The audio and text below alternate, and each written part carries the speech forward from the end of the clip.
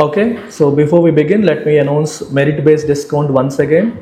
So ఎవరైతే prelims clear చేసి మెయిన్స్లో స్ట్రగుల్ అవుతున్నారో, యూపీఎస్సీ ఆస్పిరెంట్స్ కావచ్చు, బ్యాంక్ ఆస్పిరెంట్స్ కావచ్చు, ఎస్ఎస్సి ఆస్పిరెంట్స్ కావచ్చు, ఎవరైనా సరే those who are able to clear prelims but unable to clear mains, అట్లాంటి వాళ్ళందరికీ కూడా we're providing merit based discount 50% discount ఇస్తున్నాము when you go for life time validity full programme. So already కష్టపడిన వాడికి కొంత సహకారం అందించే ఉద్దేశంతో ఇది ఇవ్వడం జరుగుతుంది. మీకు ఒకవేళ ఇంట్రెస్ట్ ఉంటే, మీరు ప్రిలిమ్స్ క్లియర్ చేయగలుగుతుంటే ఈ నెంబర్కి కాంటాక్ట్ చేయండి. మ్యామ్కి మీరు వివరాలు చెప్తే, మీకు డీటెయిల్స్ చెప్తే మీకు ఛాన్స్ ఇస్తారు, ఈ డిస్కౌంట్ అనేది అప్లై చేస్తారు. అదర్వైజ్ ఇన్స్టిట్యూట్లో డిస్కౌంట్స్ కల్చర్ ఆపేసాం. సో యూపీఎస్సీ ఇన్ఫినిటీ ప్రోగ్రామ్ మన flagship UPSC programme. If you are a beginner, UPSC preparation start చేద్దాం అనుకుంటున్న బిగినర్ అయితే this is the perfect programme for UPSC preparation. కొత్త బ్యాచెస్ మొన్న జూలై 1 నుండి స్టార్ట్ అయ్యాయి. 65,000 రూపీస్ ఫీజు, మీరు 5,000 పర్ మంత్ ఈఎంఐతో ఈ ప్రోగ్రామ్లో జాయిన్ అవ్వచ్చు. The program provides life time validity, job వచ్చేంత వరకు మీకు ఉంటుంది. దీంట్లో you get everything, prelims cum mains, syllabus, NCERT foundation, current affairs, ECR prelims test mains, you get everything in this. Now coming to UPSC offline Vizag వచ్చేసరికి, మనకి UPSC programme మీరు ఆఫ్లైన్లో మన వైజాగ్ ఇన్స్టిట్యూట్లో కూడా అటెండ్ అవ్వచ్చు. సో ఇది మన ఇన్స్టిట్యూట్ బిల్డింగ్, మీరు ఒకసారి చూడొచ్చు. సో ఇది మన ఇన్స్టిట్యూట్ పైన, మా ఇల్లు ఇన్స్టిట్యూట్ పైన పక్కనే కింద పైన ఉంటాయి కాబట్టి మీకు నేను కంప్లీట్గా 365 డేస్ మీకు యాక్సెసిబుల్గా ఉంటాను. సో ప్రశాంతమైన వాతావరణంలో, పొల్యూషన్ లేకుండా, సౌండ్ లేకుండా మంచిగా మీరు చదువుకునే అవకాశాన్ని మనం కల్పిస్తున్నాం. మీకు ఫుల్ స్టడీ మెటీరియల్ ప్రొవైడ్ చేస్తున్నాం, కంప్లీట్గా AC and digital class rooms. చక్కగా మీరు ప్రిపరేషన్ చేసుకోవడానికి బాగుంటుంది. సో ఆప్షనల్ ఇన్ఫినిటీ మన దగ్గర 5 ఆప్షనల్స్ ఉన్నాయి, ఏదైనా మీరు చూస్ చేసుకోవచ్చు. అందులో పిఎస్ఐఆర్ అయితే ఆఫ్లైన్ కూడా అవైలబుల్గా ఉంది, నేనే స్వయంగా టీచ్ చేస్తాను కాబట్టి. అండ్ ఈ నెంబర్కి మీరు కాంటాక్ట్ చేసి వివరాలు తెలుసుకోవచ్చు if you further want it. So ఇవాళ ఎడిటోరియల్లోకి వచ్చేస్తే, title of today's editorial is murder most foul. Foul అంటే తప్పు, రాంగ్ అనే మీనింగ్లో వస్తుంది. ఒక కస్టోడియల్ మర్డర్ గురించి ఇది మాట్లాడుతుంది. Policemen resort to violence to extract confession on mere suspicion. Policemen ఏం చేస్తారు? They resort to violence. So ఎవరైతే ఒక ముద్దాయి ఉంటాడో, ఎక్యూజ్డ్ ఉంటాడో, వాళ్ళతో బలవంతంగా కన్ఫెషన్ని ఎక్స్ట్రాక్ట్ చేయడం కోసం, అంటే వాళ్ళంతట వాళ్ళే నేరాన్ని ఒప్పుకునేలా చేయడానికి. కన్ఫెషన్ అంటే యాక్సెప్ట్ చేయడం, ఒప్పుకోవడం. If someone has confess to crime, confess to have committed crime అంటే వాళ్ళు క్రైమ్, మేమే నేరం చేశాము అని ఒప్పుకున్నట్టు. వాళ్ళ నుంచి కన్ఫెషన్ని ఎక్స్ట్రాక్ట్ చేయడానికి పోలీసులు సాధారణంగా వైలెన్స్ వైపు వెళ్తుంటారు. సాధారణంగా వైలెన్స్ అంటే వాళ్ళని హింసించి వాళ్ళ నుంచి నిజాన్ని రాబట్టడం ఒకటే, కానీ కన్ఫెషన్ రాబట్టడం, నువ్వే తప్పు చేసామని ఒప్పుకో అని చెప్పి భయపెట్టో, ఫిజికల్ టార్చర్ పెట్టో చేస్తూ ఉంటారు. ఆన్ మియర్ సస్పిషన్, జస్ట్ అనుమానంతోనే. ఎవిడెన్స్ గ్యాదర్ చేయాల్సిన రెస్పాన్సిబిలిటీ పోలీసులది. ఎవిడెన్స్ గ్యాదర్ చేయడం మానేసి వాళ్ళని బలవంతంగా కొట్టి, భయపెట్టి, వాళ్ళు కన్ఫెస్ చేసేలాగా చేయడం అనేది జరుగుతోంది అని ఇక్కడ ప్రధానమైన ఉద్దేశం. Nearly 15 years after the Supreme Court of India described custodial torture and deaths as the most heinous crime committed by men in uniform, brutal third-degree treatment of suspects remains a chilling reality. Supreme Court of India crystal clear ga custodial torture అనేది most heinous crime committed by men in uniform. అంటే యూనిఫామ్లో ఉన్న men అంటే ఎవరు? పోలీసులు చేసిన అత్యంత క్రూరమైన క్రైమ్గా దాన్ని డిస్క్రైబ్ చేసింది. సో కస్టోడియల్ టార్చర్ని సుప్రీంకోర్టు బ్యాన్ చేసింది, అది చెయ్యకూడదు అని చెప్పింది. అది చెప్పిన తర్వాత కూడా ఈ third degree treatment of suspects అనేది ఇప్పటికీ జరుగుతుంది. It still remains A chilling reality. Chilling అంటే చల్లగా అని కాదమ్మా, చిల్లింగ్ అంటే హారిఫిక్, భయాన్ని కలిగించే, భయాన్ని కలిగించేలాంటి ఒక రియాలిటీ. ఇది ఇప్పటికీ కూడా జరుగుతూ ఉంది అని అర్థం. బ్రూటల్ అంటే క్రూయల్ అనే మీనింగ్లో మీరు తీసుకోవచ్చు, హీనస్ అన్న మీకు అదే మీనింగ్లో తీసుకోవచ్చు. అయితే ఇక్కడ మీకు కొంత బ్యాక్గ్రౌండ్ ఇవ్వాల్సి ఉంటుంది. ఇప్పుడు మనం న్యూస్లోనూ సినిమాల్లోనూ చాలాసార్లు ఇది చూస్తాం, ఫస్ట్ థర్డ్ డిగ్రీ ట్రీట్మెంట్ అనే పదాన్ని చూస్తాం, అంతేనా? థర్డ్ డిగ్రీ ట్రీట్మెంట్ అనే పదాన్ని మనం చూస్తూ ఉంటాం. అసలు ఈ థర్డ్ డిగ్రీ ట్రీట్మెంట్ అంటే అర్థం ఏంటో తెలుసా? Do you know the meaning of third degree treatment? So I will tell you what is first degree, what is second degree, what is third degree treatment? First degree అంటే lawful questioning. So నువ్వు కస్టడీలోకి తీసుకున్నాక వాళ్ళని లాఫుల్గా, లీగల్గా, పద్ధతిగా క్వశ్చన్లు వేయడం, అది ఫస్ట్ డిగ్రీ. సెకండ్ డిగ్రీ వచ్చేసరికి ఏమవుతుందంటే లాఫుల్ క్వశ్చనింగ్తో పాటు మీరు సైకలాజికల్ ఇంటిమిడేషన్ అంటే వాళ్ళని భయపెట్టడం, కొట్టం మీద చెయ్యి అయితే వెయ్యం కానీ వాళ్ళని భయపెట్టి థ్రెట్స్ లాంటివి ఉపయోగించి రైట్ వాళ్ళని ఏదో రకంగా మ్యానిపులేట్ చేయడానికి ట్రై చేయడం. సో ఇలా చేస్తాం, అలా చేస్తాం, పోలీసులతో పెట్టుకోకు, ఇట్లా కొంచెం భయపెట్టు, ఏదో చెప్పు, మేము చెప్పింది చేస్తా, ఒప్పుకో అన్నట్టు బెదిరించడం. థర్డ్ డిగ్రీ అంటే ఈ రెండింటితో పాటు సైకలాజికల్ ఇంటిమిడేషన్తో పాటు ఎడిషనల్గా ఫిజికల్ టార్చర్ కూడా. ఫిజికల్ టార్చర్ సినిమాల్లో మనం చూపిస్తారు కదా, గోళ్ళు పీకడాలు, వేడి నీళ్ళు వేసేయడాలు, ఇంకా ఎలక్ట్రిక్ షాక్స్ పెట్టడాలు, ఇలాంటివన్నీ ఫిజికల్ టార్చర్ కూడా యాడ్ అయితే దాన్ని థర్డ్ డిగ్రీ ట్రీట్మెంట్ అంటాం. సో థర్డ్ డిగ్రీ ట్రీట్మెంట్ అనేది యాక్సెప్టెడ్ కాదు. ఓకే, వైలెన్స్ వైపు పోలీసులు వెళ్ళడాన్ని కోర్టులు ఒప్పుకోవు అనేది ఇంపార్టెంట్. ఇది మీరు అర్థం చేసుకోవాలి. సో ఇండియన్ లీగల్ టర్మినాలజీలో మనకి ఓన్లీ ఫస్ట్ డిగ్రీ మాత్రమే లాఫుల్, ఇది ఒక్కటి మాత్రమే lawful. Second and third are not lawful, they are unlawful. Chilling అంటే హారిఫిక్, రియాలిటీ అంటే మనకి ఇప్పటికీ కూడా నిజంగానే ఉంది. అంటే 15 సంవత్సరాలు అయింది సుప్రీంకోర్టు కస్టడియల్ టార్చర్ అండ్ డెత్స్ని DK Basu versus State of West Bengal కేసులో చెప్పింది సుప్రీంకోర్టు, అది తప్పు అని. ఇప్పటికీ కూడా జరుగుతూనే ఉన్నాయి అని అర్థం అనమాట. ఎంబోల్డెండ్ పోలీస్మెన్, ఎంబోల్డెండ్ అంటే బోల్డ్ అంటే కరేజ్, ఎంబోల్డెండ్ అంటే ధైర్యంతో కూడిన feeling confident policemen with no contempt for procedure అంటే ఎటువంటి గౌరవం లేకుండా. కంటెంప్ట్ అంటే అర్థం ఏంటమ్మా? ధిక్కరింపు. కంటెంప్ట్ ఆఫ్ ద కోర్ట్ అంటారు, వినుంటారు కదా. కంటెంప్ట్ ఆఫ్ ద కోర్ట్ అంటే కోర్టు ధిక్కారం అంటాం, అంటే కోర్టు చెప్పింది ఫాలో అవ్వకపోవడం.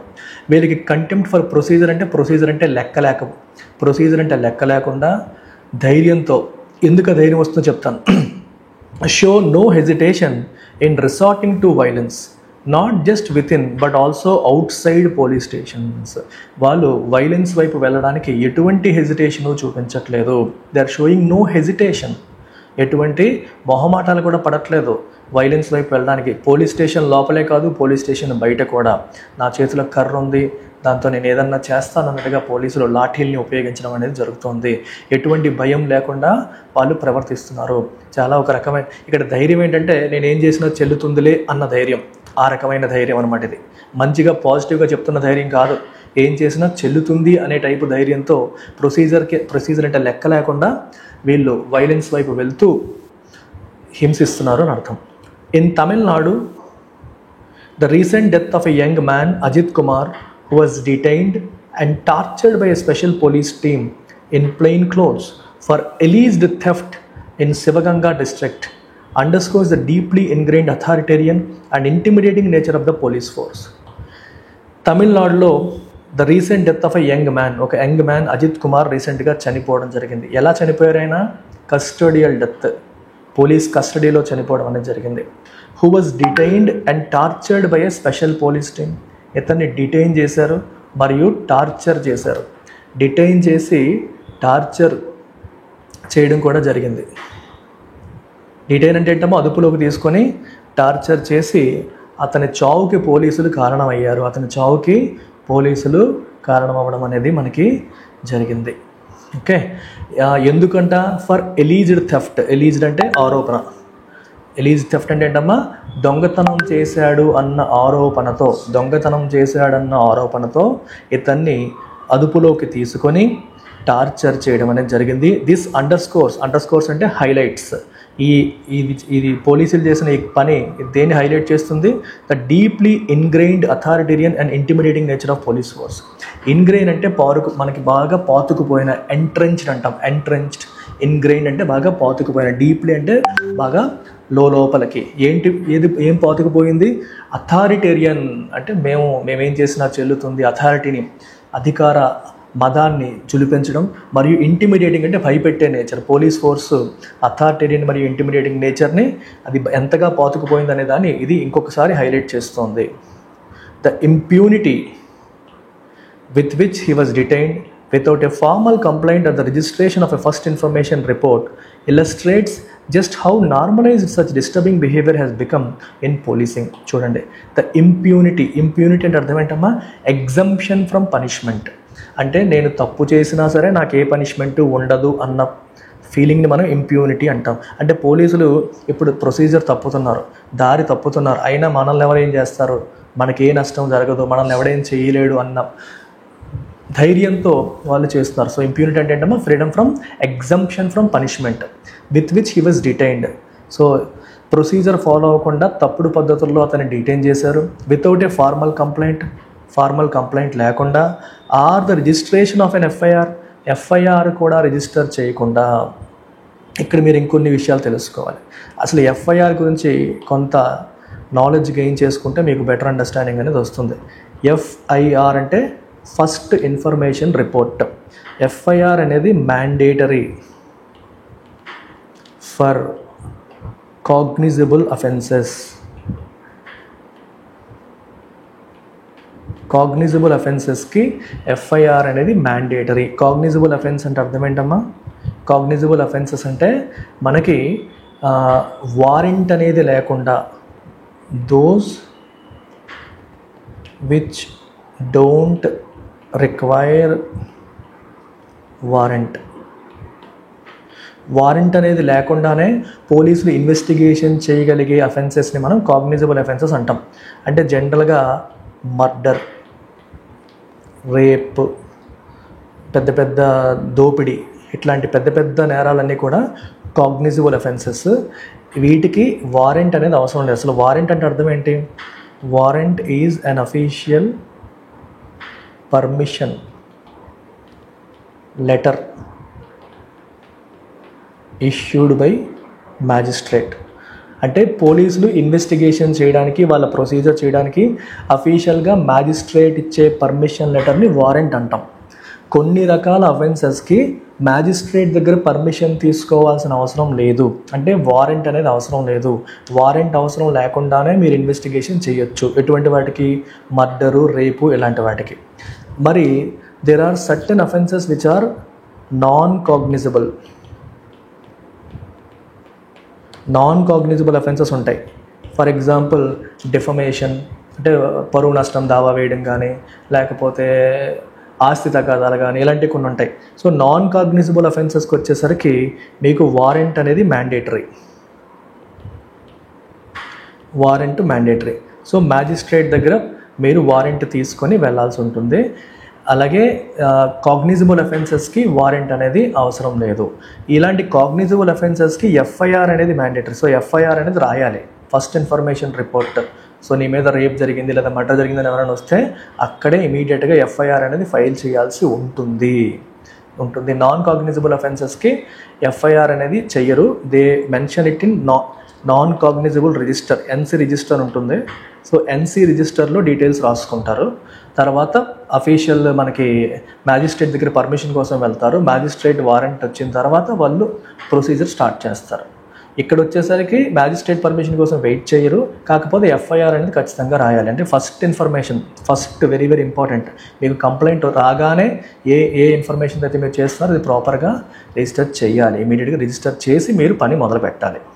సో ఇక్కడ ఏమవుతుందంటే వీళ్ళు మ్యాజిస్ట్రేట్ పర్మిషన్లు అవేమీ తీసుకోలేదు, అంటే వాళ్ళు దీన్ని కాగ్నిజబుల్ అఫెన్స్గా తీసుకున్నారు. మరి కాగ్నిజబుల్ అఫెన్స్గా తీసుకున్నప్పుడు మీరు ఏం చేయాలి? ఎఫ్ఐఆర్ అనేది నమోదు చేయాలి. కనీసం ఎఫ్ఐఆర్ కూడా రిజిస్టర్ చేయకుండా, ఒక ఫార్మల్ కంప్లైంట్ లేకుండా తను డిటైన్ చేసేసి థర్డ్ డిగ్రీ ట్రీట్మెంట్ ఇచ్చి నువ్వే దొంగతనం చేసావని ఒప్పుకో అన్నట్టు బెదిరించే కార్యక్రమాలు ఇక్కడ మనకు జరుగుతున్నాయి. మీకు జై భీమ్ సినిమాలో చూపించారు కస్టడియల్ టార్చర్ గురించి, వాటి గురించి. ఇదంతా మనకి ఏం ఇండికేట్ చేస్తుందంటే how normalized such disturbing behaviour has become in policing. Police వ్యవస్థలో పోలీసులు వాళ్ళ పనితీరులో ఇటువంటి డిస్టర్బింగ్ బిహేవియర్ అనేది ఎంత నార్మలైజ్ అయిపోయింది అనేది మనకి దీని ద్వారా క్లియర్గా తెలుస్తోంది. ఇది ఏమైందమ్మా? నార్మలైజ్ అంటే చాలా సర్వసాధారణం అయిపోయింది. ఇదంతా కూడా సర్వసాధారణం అయిపోయే పరిస్థితి మనకి కనిపిస్తుంది. Under the direction of Manamadurai Deputy Superintendent of Police DSP Ajit Kumar was taken by the team to several secluded spots. Secluded అంటే ఎక్కడ కనిపించని, దూరంగా, సెపరేట్గా అంటే మిగిలిన బాహ్య ప్రపంచానికి దూరంగా తీసుకెళ్ళిపోయి సెపరేట్గా ఉన్న ప్లేసెస్కి తీసుకెళ్ళిపోయి and subject to lathi blows, లాఠీలతో అతన్ని విపరీతంగా కొట్టారు. బ్లోస్ అంటే దెబ్బలు. To force him into confessing to have committed the theft. ఈ థెఫ్ట్ నేనే చేశాను, దొంగతనం నేనే చేశాను, ఒప్పుకో అని చెప్పి బలవంతంగా ఒప్పించడానికి లాఠీ దెబ్బలు కొట్టడం జరిగింది. A woman visiting a temple in Madapuram had asked him to park her car. టెంపుల్కి వెళ్తున్న ఒక ఉమెన్ తనకి కార్ పార్క్ చేయమని చెప్పింది. She later claim that jewellery in the car was missing. ఆ కార్లో ఉన్న జ్యువెలరీ మిస్ అయిందని చెప్పి తన తర్వాత చెప్పడం అనేది జరిగింది. Ajith collapse under the brutality and the theft remains unproven. అందుకని చెప్పి అజిత్ కుమారే దొంగతనం చేశాడని చెప్పి అతను తీసుకొచ్చి కొట్టి ఇవన్నీ హింసించారు. అయితే అతనేమో ఈ పోలీస్ బ్రుటాలిటీకి చివరికి కొలాప్స్ పడిపోయాడు, క్రూరత్వానికి పడిపోయాడు. కానీ థెఫ్ట్ కొలాప్స్ నుంచి చనిపోయాడు చివరికి.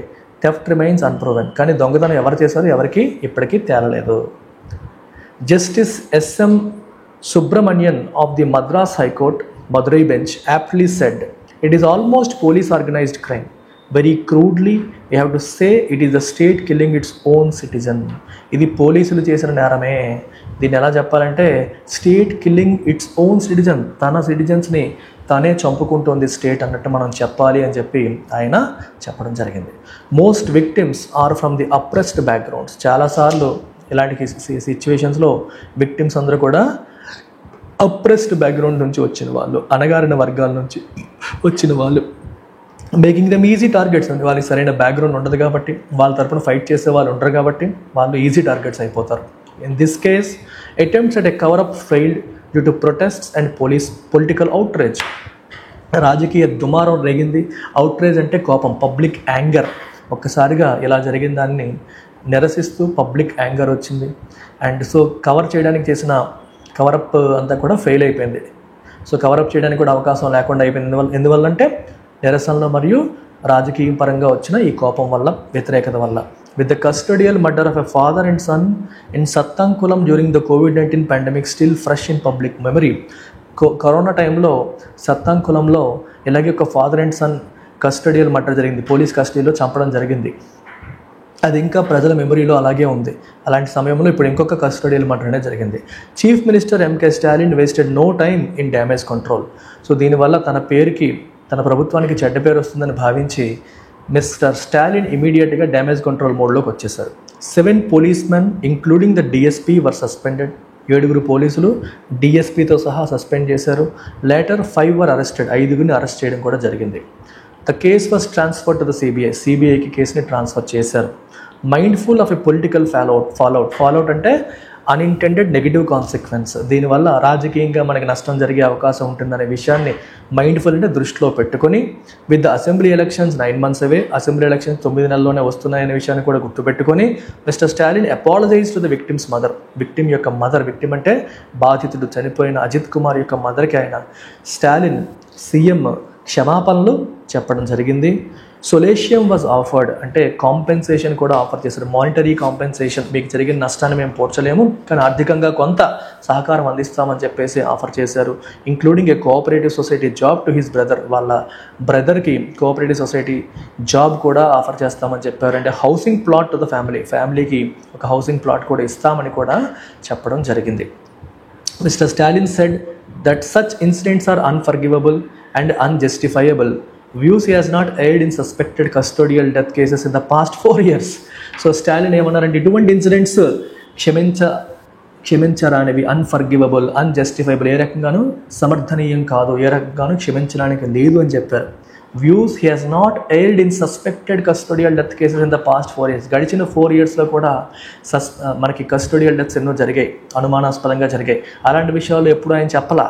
కాకపోతే ఇప్పుడు ఎలక్షన్స్ దగ్గర 9 నెలలే ఉన్నాయి కాబట్టి ప్రజల్లోనూ రాజకీయ పార్టీల్లోనూ విపరీతమైన కోపం పెళ్ళుబుకుతోంది కాబట్టి ఆయన క్షమాపణలు అడిగారు. ఇలాంటి ఇన్సిడెంట్స్ అన్ఫర్గివబుల్ అని చెప్పారు, అన్జస్టిఫైబుల్ అని కూడా చెప్పడం జరిగింది. However these measures alone will not bring closer to the families. ఈ చర్యల వల్ల ఫ్యామిలీస్కి ఫుల్ క్లోజర్ వస్తుందా పూర్తి న్యాయం జరుగుతుందా రాదో. As directed by the high court he must ensure that there is action against senior police officers if there involvement is proven. దీంట్లో సీనియర్ పోలీస్ ఆఫీసర్స్ ఉన్నారని ప్రూవ్ అయితే వాళ్ళపైన ఖచ్చితంగా యాక్షన్ తీసుకోవాల్సిన అవసరం ఉంది. సో హైకోర్టు ఆ విషయం చెప్పింది. సో యాక్షన్ తీసుకుంటేనే అప్పుడు మీరు డబ్బులు ఇచ్చేస్తే, ప్లాట్ ఇచ్చేస్తే, జాబ్ ఇచ్చేస్తే న్యాయం జరగదు. తప్పు చేసిన వాళ్ళకి శిక్ష పడినప్పుడే న్యాయం జరుగుతుంది. A fast track trial is needed. Trial అంటే విచారణ, ఫాస్ట్ ట్రాక్లో జరగాలి, టకటకా జరగడం. దీనిపైన లీగల్గా కూడా కోర్టులో కూడా తొందరగా విచారణ జరగాలి. It is time for the law keepers to fall in line and for such killings to end. Law keeper ఎవరు? పోలీసులు. వాళ్ళు లైన్లో పడాలి. వాళ్ళు దారి తప్పుతున్నారు, వాళ్ళు దారిలోకి రావాల్సిన సమయం వచ్చింది. And for such killings to end. ఇలాంటి కిల్లింగ్స్ కూడా ఎండ్ అవ్వాల్సిన సమయం వచ్చింది. ఇష్టం వచ్చినట్టు ప్రవర్తించడానికి లేదు, ఇష్టం వచ్చినట్టు బిహేవ్ చేయడానికి లేదు అనేది మనకి ఇక్కడ క్లియర్గా తెలుస్తుంది. Try answering this question. Tone of the author. And ఇంకా లైక్ చేయకుండా చూస్తున్న వాళ్ళు please hit the like button. ఇమీడియట్గా లైక్ బటన్ హిట్ చేయండి అమ్మా.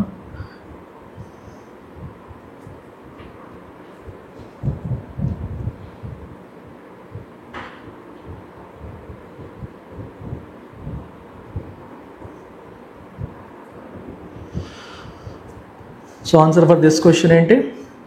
Is it cautiously optimistic? No. Is it sympathetic? No. Outraged and critical? It is outrage. ఇందులో optimism ఏముందమ్మా ఆరాధన శ్యామ? ఇందులో ఆప్టిమిజం ఏముంది? పోలీసులు చేస్తున్న తప్పుల్ని చెప్తుంటే మీరు ఆప్టిమిస్టిక్ అని పెడతారా? కమాన్, రోజు కాషియస్లీ చూస్తున్నారు కాబట్టి పెట్టేసుకుంటూ వెళ్ళిపోతున్నారా? అంతేనా? టూ మచ్ అసలు. యూ హ్యావ్ టు థింక్ కదా ఆన్సర్ చెప్పేటప్పుడు. రోజు కాషియస్లీ కనిపిస్తుంది అది పెట్టేద్దాం అలా కాదు, ఆలోచించాలి. Where is optimism in this? ఈ ఆర్టికల్లో పోలీసులు చేసిన బ్రుటాలిటీని క్రిటిసైజ్ చేస్తూ, తిడుతూ, కోపంగా మాట్లాడారు. ఆర్టికల్ అంతా చాలా హార్ష్ టోన్తో నడుస్తుంది. So this is outraged and critical. ఇందులో కాషియస్ లేదు అసలు. ఎక్కడుంది కాషియస్? ఆప్టిమిజం ఎక్కడుంది? రోజు అది వస్తుంది కాబట్టి మీ చెయ్యి వెళ్ళిపోయింది వెంటనే అటువైపు.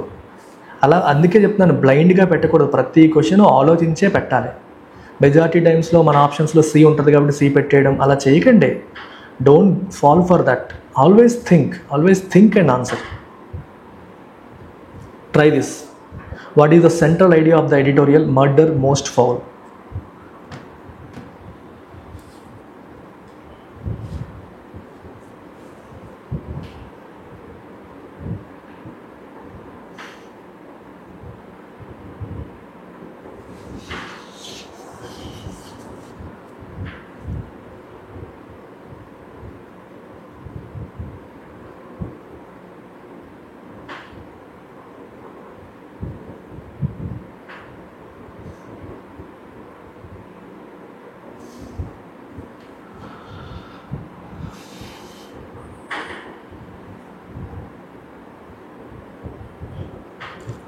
What is the answer for this question? దీనికి answer C. Custodial violence by police reflects a systemic failure and must be addressed with accountability and reform. పోలీసులు చేస్తున్న కస్టోడియల్ వైలెన్స్ సిస్టమిక్ ఫెయిల్యూర్ని రిఫ్లెక్ట్ చేస్తుంది. దీన్ని అకౌంటబిలిటీ మరియు రిఫార్మ్తో అడ్రస్ చేయాలి. తప్పు supreme court కూడా తప్పు అని చెప్పిందనే విషయం పదే చెప్పారు. Try this. What can be inferred about the state of police accountability in India from the editorial? Police accountability నుంచి మనం ఏం ఇన్ఫర్ చేయొచ్చు?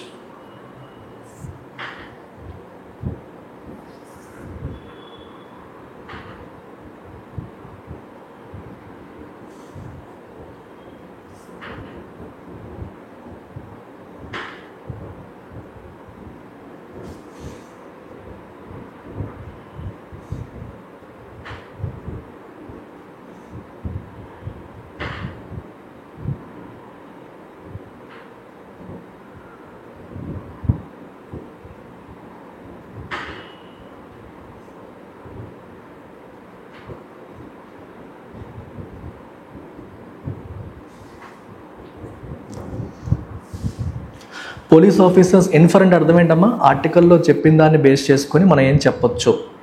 ఆర్టికల్లో చెప్పిన దాన్ని బేస్ చేసుకొని మనం ఏం చెప్పొచ్చు అనేది కదా inference. Okay, police officers involved in misconduct are always prosecuted. ఈ తప్పుడు పనుల్లో ఇన్వాల్వ్ అయిన పోలీస్ ఆఫీసర్స్కి ప్రతిసారి ప్రాసిక్యూషన్ జరుగుతుంది, అంటే ప్రతిసారి వాళ్ళ మీద యాక్షన్ తీసుకుంటారు, కోర్టు పరంగా విచారణ జరుగుతుంది అని ఏమైనా తెలుస్తుందా మనకి? నో. ఎట్లా చెప్పగలుగుతాం? మీరు ఒకసారి బ్రెయిన్ ఆలోచించండి బాగా. ఆర్టికల్ ఏం చెప్తుంది? పోలీస్ ఆఫీసర్లు ఇష్టం వచ్చినట్టు చేస్తున్నారు, ఏం చేసినా చెల్లుతుంది అన్న భావంతో చేస్తున్నారు, ఫ్రీడమ్ ఫ్రమ్ పనిష్మెంట్, మాకు పనిష్మెంట్ ఉండదు, మేము ఏం చేసినా చెల్లుతుంది అన్న భావంతో చెలరేగిపోతున్నారు అని ఆర్టికల్లో రాశారు. మరి అలాంటప్పుడు ప్రతిసారి వాళ్ళు ప్రాసిక్యూట్ అవుతారని ఎలా ఇన్ఫర్ చేస్తాము? చేయలేము. Police custodial torture has been legally abolished and no longer occurs. అసలు కస్టోడియల్ టార్చర్ లీగల్గా అబాలిష్ అయింది, ఓకే, అది లేదా ఇండియాలో? ఎప్పటికీ జరుగుతోంది. నో లాంగర్ అక్కర్స్ అని ఎలా చెప్తాం? అది ఎప్పటికీ జరుగుతుంది కాబట్టి నో లాంగర్ అక్కర్స్ అని చెప్పలేం. Most custodial deaths are accidents. అవునా? మోస్ట్ కస్టోడియల్ డెత్స్ యాక్సిడెంట్సా? అంటే అనుకోకుండా జరిగినవా? ఇంటెన్షనల్గా పోలీసులు చేస్తున్నవా? అనుకోకుండా జరిగినవని ఆర్టికల్ చెప్పలా. పోలీస్ బ్రుటాలిటీని తిడుతోంది, అంటే పోలీసులు కావాలనే చేస్తున్నారని చెప్తున్నారు. సో ఇది కూడా తప్పే. Police enjoy high level of impunity especially in custodial violence cases. Custodial violence కేసెస్లో పోలీసులకి చాలా ఎక్కువ ఇంప్యూనిటీ, అంటే ఏంటమ్మా, ఎగ్జంప్షన్ ఫ్రమ్ పనిష్మెంట్ వాళ్ళు ఎంజాయ్ చేస్తున్నారు. అలా ఉంది కాబట్టే వాళ్ళు ఇష్టం వచ్చినట్టు చెలరేగిపోతున్నారని ఆర్టికల్ చెప్పింది. కాబట్టి ఇంప్యూనిటీ వాళ్ళు ఎంజాయ్ చేస్తున్నారంటే ఎగ్జంప్షన్ ఫ్రమ్ పనిష్మెంట్ వాళ్ళు ఎంజాయ్ చేస్తారని ఆర్టికల్ నుంచి మనం ఇన్ఫర్ చేయొచ్చు. 100% కరెక్ట్. అజంప్షన్ క్వశ్చన్ ట్రై చేయండి అమ్మా. Which of the following assumptions underlies the author's criticism of police brutality? Author police బ్రుటాలిటీని క్రిటిసైజ్ చేశారు, దాని వెనకాల ఆథర్ యొక్క అజంప్షన్ ఏంటి?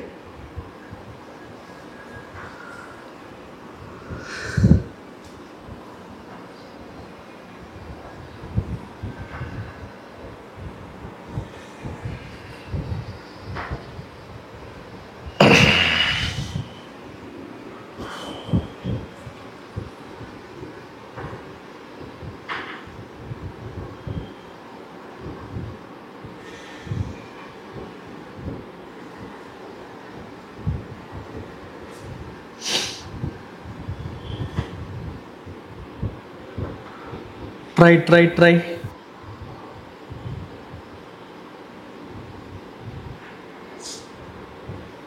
ఏంటమ్మా ఆన్సర్ దీనికి? Police cannot be trusted to conduct any investigation without violence. పోలీసుల్ని పూర్తిగా నమ్మలేము, వాళ్ళు వైలెన్స్ లేకుండా అసలు ఇన్వెస్టిగేషన్ చేస్తారని మనం అసలు నమ్మలేము అనేది ఆథర్ యొక్క అజంప్షనా?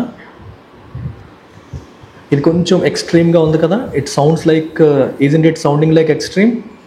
It is sounding extreme. అంటే పోలీసులు అసలు నమ్మేలేము, కంప్లీట్గా అందరు పోలీసులు ఒకేలాగా చెప్తున్నారు. All accused are innocent. Accused అందరూ ఇన్నోసెంటా?